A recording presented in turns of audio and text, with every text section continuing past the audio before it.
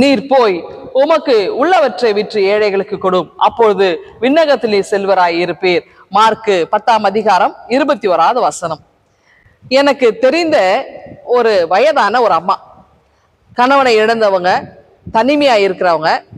இந்த அம்மா ரொம்ப வசதி இல்லை, 2 வீட்டுல வேலை செய்து அவங்க அந்த அவங்களுக்குரிய வாழ்வாதாரத்தை பெற்றுக்கொள்வாங்க. அவங்க இந்த லெந்து காலத்துல அவங்க கிட்ட இருந்து ஒரு விஷயத்தை நான் கத்துக்கிட்டேன். என்ன செய்வாங்கன்னா, தினந்தோறும் ஆலயத்திலிருந்து ஜெபிப்பாங்க. ஜெபித்தை விட்டு என்ன செய்யறாங்கனாக்கா, அவங்க அந்த ஒரு பிரெட்டையும் பிஸ்கெட்டை வாங்கியிருப்பாங்க.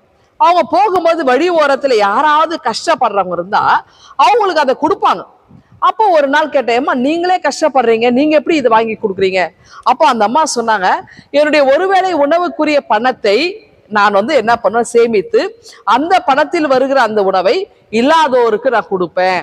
இவங்களே இல்லாம இருக்கிறாங்க, ஆனால் மற்றொரு இல்லாதவர்களுக்கு, பசியாய் இருக்கிறவர்களுக்கு நான் இந்த லெந்து காலங்களே தினந்தோறும் ஒரு வேளைக்கு உணவுக்குரியதை நான் கொடுப்பேன். நாங்க எனக்கு உண்மையிலே தூக்கி வாரி போட்டுச்சுங்க, இப்படிப்பட்ட ஒரு மக்கள்லாம் இருக்கிறாங்களா அப்படின்னு. ஏன்னா அவங்களுக்கு வாழ்வாதாரமே இல்லை, அவங்களுக்கே உணவு இல்லை. அப்போ இந்த மாதிரி ஒரு சில நல்லவங்க இருக்கிறதுனால தான் உண்மையிலேயே நம்ம நல்லா சுகமா இருக்கிறோம் அப்படின்னு கூட நான் நினைச்சுக்கிட்டேன். ஆண்டவராக இயேசு கிறிஸ்து விருப்பம் கூட இதுதாங்க. அதான் அவரை பின்பற்றுகிறவர்கள், அதாவது எல்லாத்தையும் அவருக்கு மற்றவர்களுக்கு கொடுக்கணும், இழக்கணும்ன்ற அவருக்காக நாம தியாகம் செய்கிறவர்களாக நாம் இருக்கணும்ன்றார், அவரை பின்பற்றணும்ன்றார்.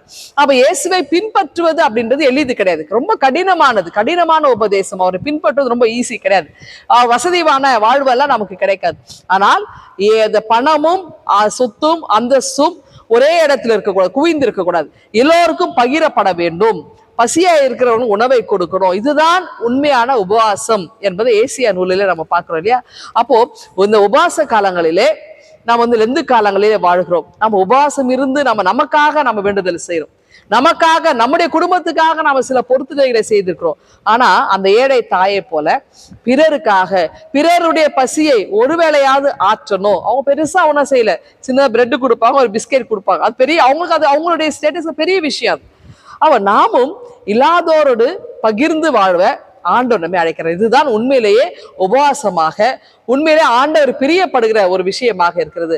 இயேசுவை பின்பற்றுகிற நாம் பேச்சில் அல்ல, நம்முடைய வாழ்விலே செயல்பாட்டு அளவிலே நாம் கொண்டு செல்ல இந்த நாள் நமக்கு துணையா இருந்து காத்தரலட்டும். இந்த சிந்தனையோடு இந்த நாளை நீங்கள் துவங்குங்கள். ஆண்டவர்களை ஆசீர்வதிப்பாராக. ஆமேன். எங்கள் அன்பின் ஆண்டவரே, நாங்கள் இல்லாதோடு பகிர்ந்தளித்து வாழ கர்த்தர் கிருபை தாரும். மீட்பர் இயேசுவை ஜெபிக்கிறோம் எங்கள் அன்பின் கடவுளே. ஆமென்.